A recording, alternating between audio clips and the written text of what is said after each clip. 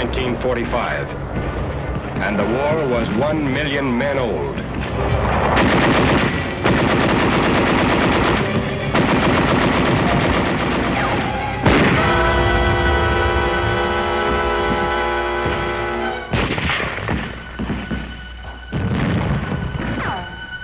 Hang on, kid.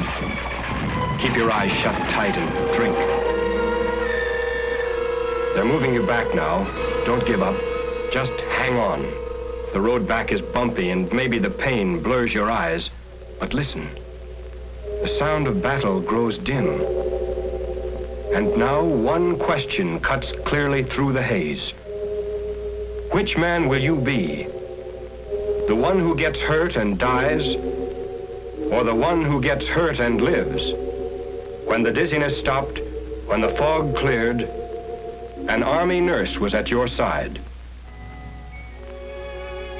A woman who meant safety and comfort and home to thousands of men before you. A woman who meant all those things to you. A nurse brought another American's blood to your side to pour new strength into your veins. A nurse handed clamps to the surgeon and counted sponges. A nurse prepared and administered the anesthetic and watched you constantly for any telltale change in your breathing or blood pressure, all working with the same purpose: to ease the pain of war, to help save lives.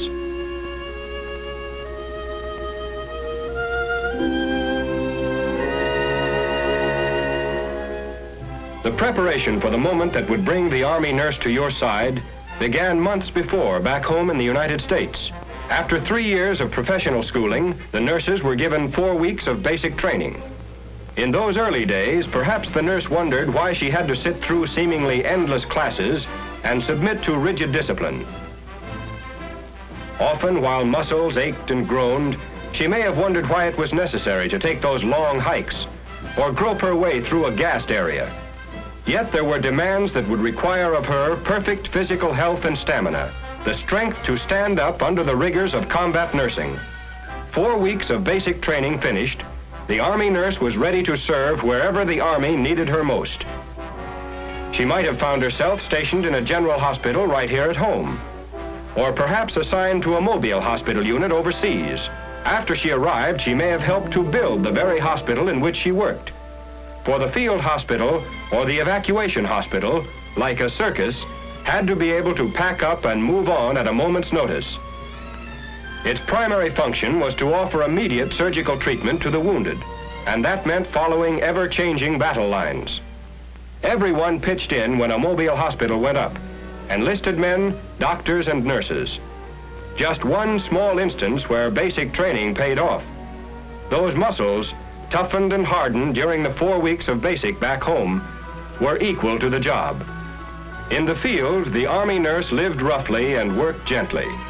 There was no glamour, and her life was far from spectacular. She slept under hastily pitched canvas, on a GI cot, under GI blankets. She trained her mind to act as an alarm clock, because time was important. A wasted moment might have meant a wasted life. She lived a life completely stripped of luxuries, and yet she asked for no more luxury than a patient's smile when his pain was eased. She ate regular GI rations the same as the rest of the Army, and often at irregular times. The hours were long and the demands never-ending, and as a result, the nurse learned to make use of every moment of her off-duty time. She might not have chosen a GI helmet to wear to her kid sister's wedding, but it made up for its lack of style by its versatility. It was a beauty parlor, laundry, cooking pot,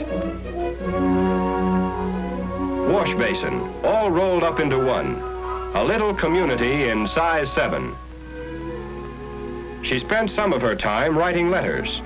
Not the having a wonderful time, wish you were here kind, but letters filled with all the drama of her days, with stories of the courage and spirit of the men over whom she watched. A few moments could always be found for prayer. others for lounging about talking of home. She may have longed to wear the evening dress sent from home, but probably only had the chance to talk about it. Usually she wore olive drab or battle gray. Her uniform at all times was her badge of service. But however she spent her off-duty time, she was always eager to return to the hospital where the wounded were fighting for their lives. For first and foremost, and at all times, she was a nurse, offering professional and skilled care to the sick and wounded. A nurse first, a woman second, and an officer third might well serve as the slogan for every member of the Nurses Corps. Complete recovery of the patient in war or peace depends not only upon the use of drugs, but on the skill with which they are administered and the care that follows.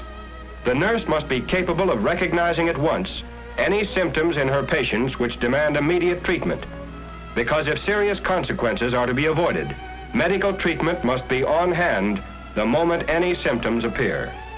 Professionally skilled and capable, in her there is the tenderness of all women, of mother and sister and friend.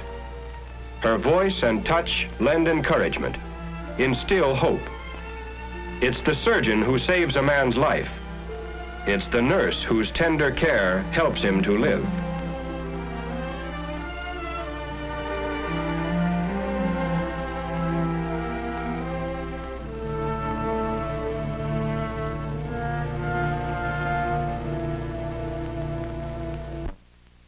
The crisis past, patients begin to sleep again. The pain is just a bad memory. The field hospital, a stopover to give them immediate surgical treatment as soon as possible after they were wounded, had done its job.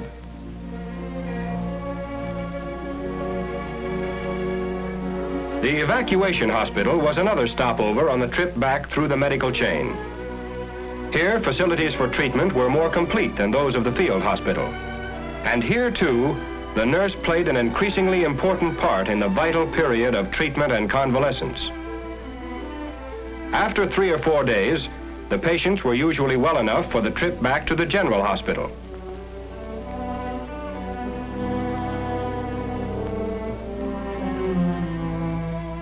Trains waited for them, hospital wards on wheels.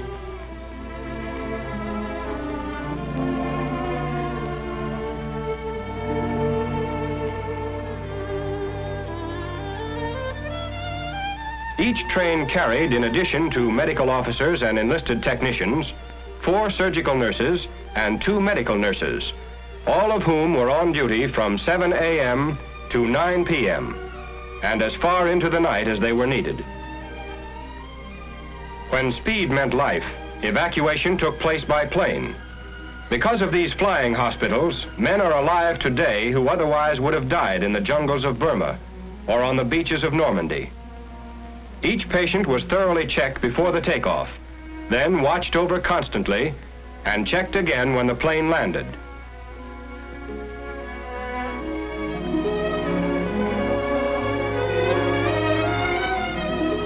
While in the air, the flight nurse was in complete charge, ready to handle every emergency and doing everything a doctor would have to do, except operate.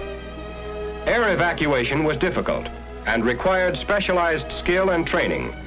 The flight nurse had to be prepared for the unexpected. For the next moment, it might have and often did happen. At the general hospital in the theater of operation, other skilled teams of surgeons and nurses stood ready to take over where the frontline hospitals left off. Whether a hospital is under canvas out in the field or in a solid structure in a city, its routine, like the nurse's routine, doesn't vary, and its principal aim remains fixed: to offer the best possible medical care to the sick and wounded. Nurses sterilized the operating equipment, the surgical gowns and gloves, prepared drugs, laid out the instruments which the doctor needed for his next operation, and kept accurate records of each patient's history and progress. While in a civilian hospital, the ratio is usually 1 nurse to every 3 beds. In an Army hospital, it is always many times that number. To help lift the burden from the nurse's shoulders, Enlisted technicians trained in special schools are assigned to work under her direct supervision. One of her biggest jobs is to teach these technicians both in the classroom and in the hospital wards. This means added responsibility for the nurse, for although she has less personal contact with her patients, she has to direct the activities of the personnel assigned to her so that the treatment and well-being of her patients is assured. Relaxation and entertainment are an important part of medical treatment. To this general hospital overseas came an all-star show, and the Army nurse shared the fun with her patients, to whom the sound of laughter from home often meant more than medicine. Later on, she may have spent a few minutes with the star.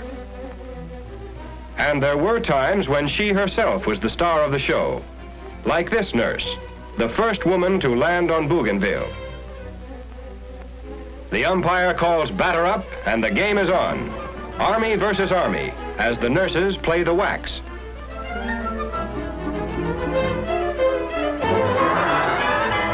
This infield will never play in the polo grounds, but one of their patients might.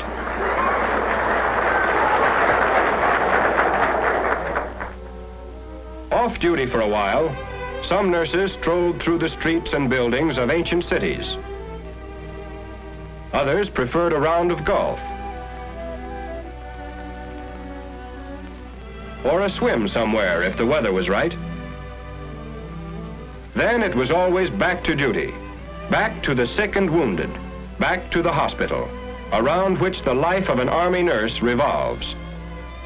Those patients scheduled for a trip back home for the final period of convalescence travel on a hospital ship as fully equipped as a stationary hospital. Now, as before, the Army nurse stands by ready to minister to every need.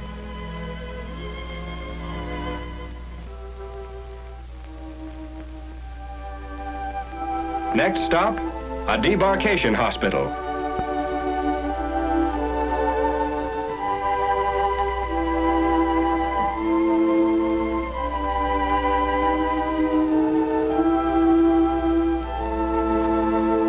Then a general hospital in the United States and complete recovery. And this is the end of the long chain of evacuation, the general hospital back home. Here the Army nurse works patiently with her hands, her head, and her heart. Here she gently guides men back to the way of life they fought to protect. Although she might have volunteered to serve overseas, although she might chafe at what she considered the inactivity of working in a hospital in the United States or Alaska or Panama, the Army nurse soon learned that a battle line was wherever a soldier was stationed. What words of praise can measure up to these women whose very lives are given to nursing sick and wounded men? 1 million sick and wounded men, back to life and health. And yet praise is offered. Long hours of tireless service were remembered and recognized. The Army nurse, decorated for bravery and valor above and beyond the call of duty. And these nurses, imprisoned for 3 long years by the Japanese, asked only that they be returned to duty, for they could never forget the faces of American men tortured and killed by the enemy.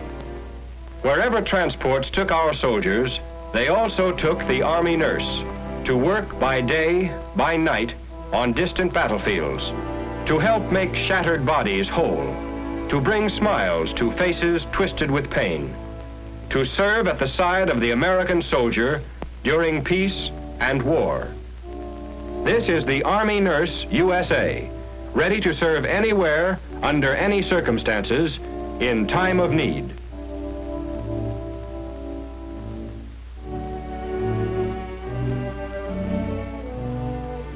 During the past 4 years, 57,000 graduate registered nurses have served with the medical department of the Army. For us, the war is not yet over. Many nurses are still being sent to overseas theaters to care for American soldiers. These are replacements for nurses who served overseas during the war. And the war is not yet over for many of our patients. More than 300,000 patients are in Army hospitals throughout this country. many of whom will be forced to remain there for a long time to come. These men are not asking for much. They have never asked for much. They are the most wonderful patients in the world. But the war has cost them much more than any of us have been asked to give. Army nurses seldom ask for much either. But today, they are asking you to buy a bond.